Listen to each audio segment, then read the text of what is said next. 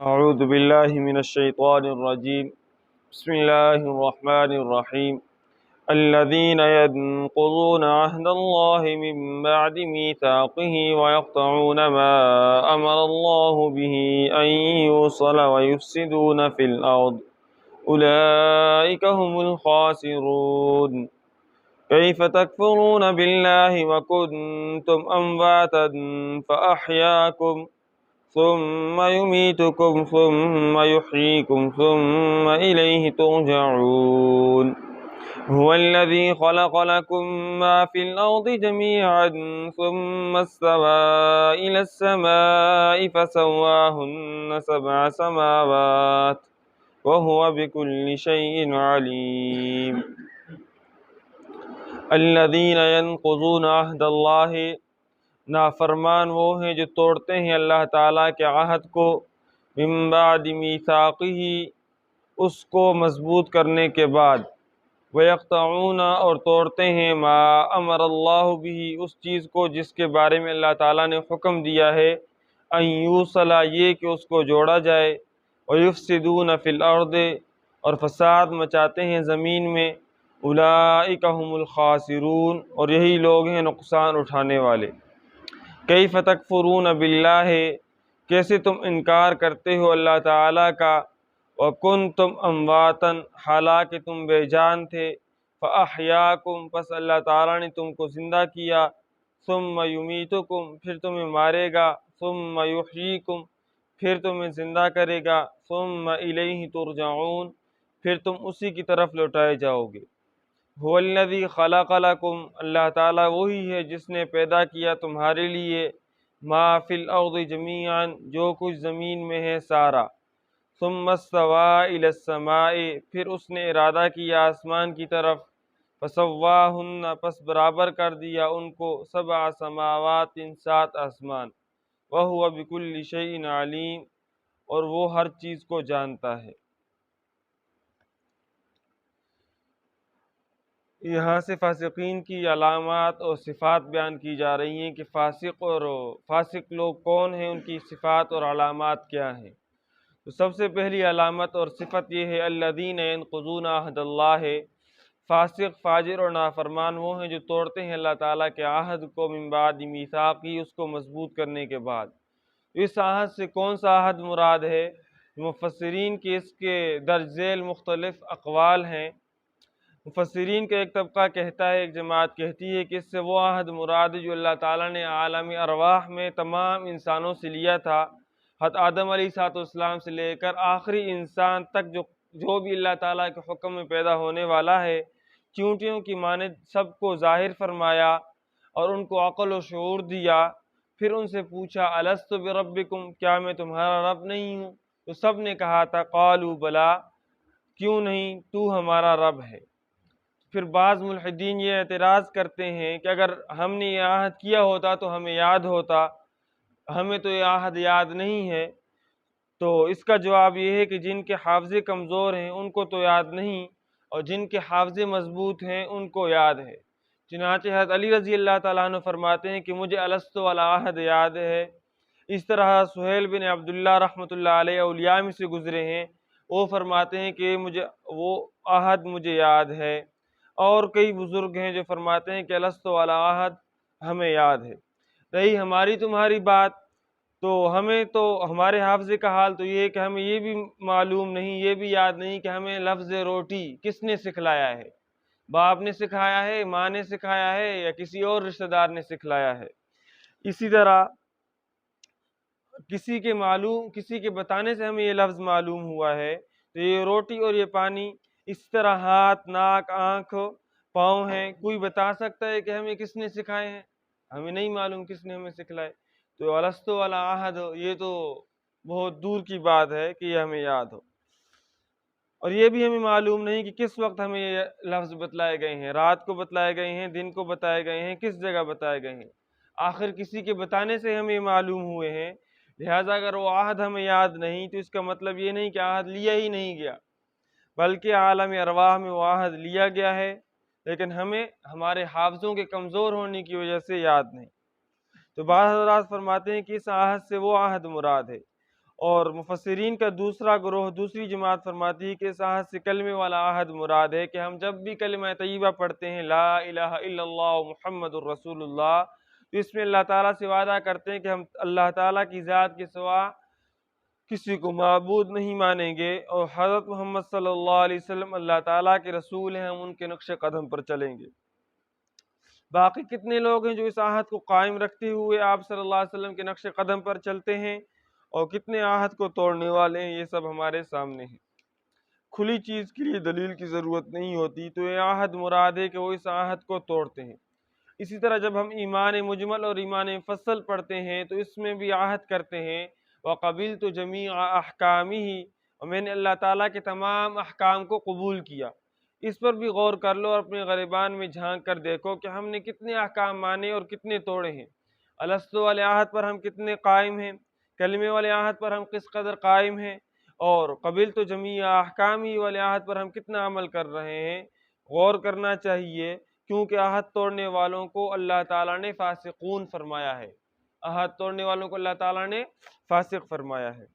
تو فاسقین کی دوسری صفت اور دوسری علامت ہے وَيَقْطَعُونَ مَا أَمَرَ اللَّهُ بِهِ، اور توڑتے ہیں اس چیز کو جس کے بارے میں اللہ تعالیٰ نے حکم دیا ہے، أَن يُوصَلَ، یہ کہ اس کو جوڑا جائے۔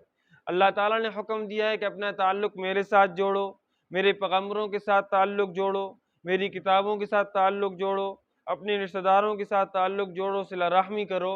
یہ نہ کہ اللہ تعالیٰ کے ساتھ تعلق جوڑتے ہیں، نہ اس کے پیغمبروں کے ساتھ تعلق جوڑتے ہیں، نہ اس کی کتابوں کے ساتھ، نہ رشتہ داروں کے ساتھ، اور صلہ رحمی کے بجائے قطع رحمی کرتے ہیں۔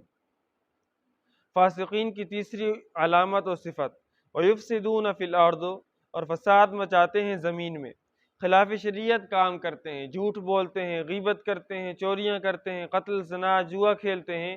یہ تمام چیزیں فساد فی الارض ہیں، یعنی زمین کے اندر فساد مچانا ہے۔ ناپ تول کے اندر کمی کرتے ہیں، ملاوٹ کرتے ہیں، یہ تمام چیزیں فساد فی الارض ہیں۔ ملاوٹ کا تو یہ حال ہے کہ نمک، مرچ، دودھ، گھی، یہاں یہ چیزیں ہمیں صحیح نہیں ملتی، خالص نہیں ملتی، دنیا میں فساد ہی فساد ہے۔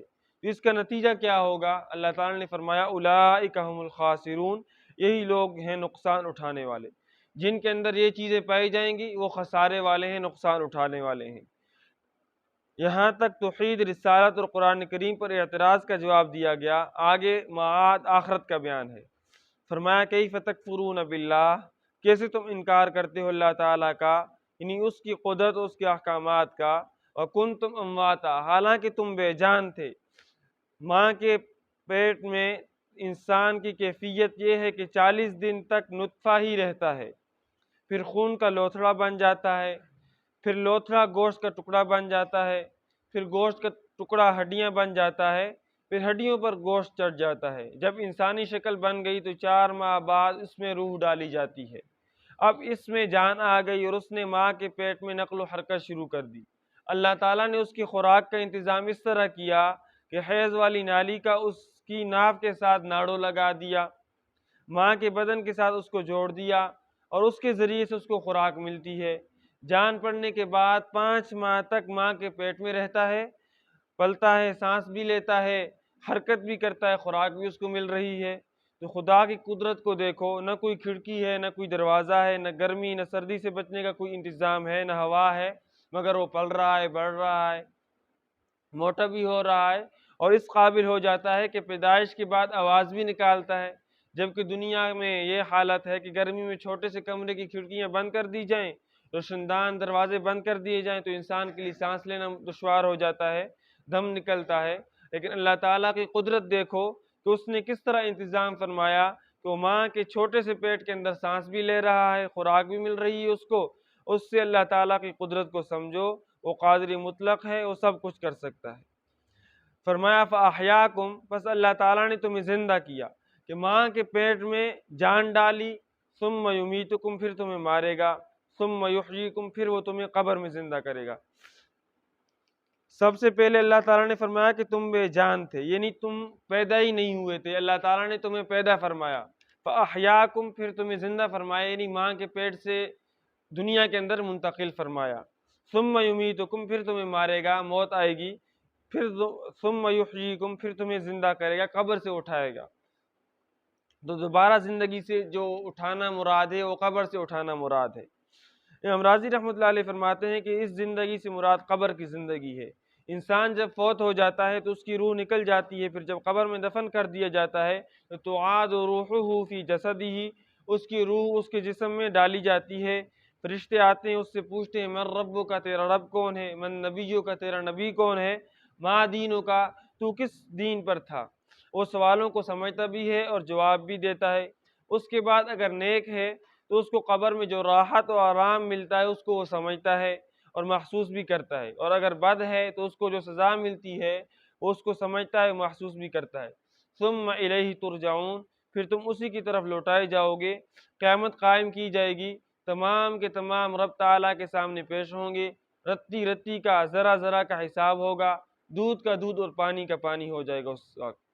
اس سے پہلے اللہ تعالیٰ نے اپنی چند نعمتوں کا ذکر فرمایا تھا کہ اللہ تعالیٰ کی ذات وہ ہے کہ جس نے تمہیں پیدا کیا، تمہارے پہلوں کو پیدا کیا، اس نے تمہارے لیے زمین کو بچھونا، آسمان کو چھت بنایا، آسمان کی طرف سے بارش نازل فرمائی اور اس کے ذریعے پھر پھل پھول پیدا فرمائے۔ آگے دیگر انعامات کا ذکر ہے، فرمایا هو الذی خلق لکم، اللہ تعالیٰ وہی ہے جس نے پیدا کیا تمہارے فائدے کے لیے، ما فی الارض جمیعا، جو کچھ زمین میں ہے سارا۔ زمین میں جو کچھ بھی ہے اللہ تعالیٰ نے انسان کے فائدے کے لیے پیدا کیا ہے، چاہے وہ زہریلی چیزیں ہیں، چاہے وہ نفع مند چیزیں ہیں۔ تو پھر بعض ملحدین اعتراض کرتے ہیں اور کہتے ہیں کہ بتاؤ سام کا کیا فائدہ ہے، سام کو اللہ تعالیٰ نے پیدا کیا، حالانکہ وہ تو نقصان دہ چیز ہے، نقصان پہنچاتی ہے انسان کو، تو اس کا کیا فائدہ ہے؟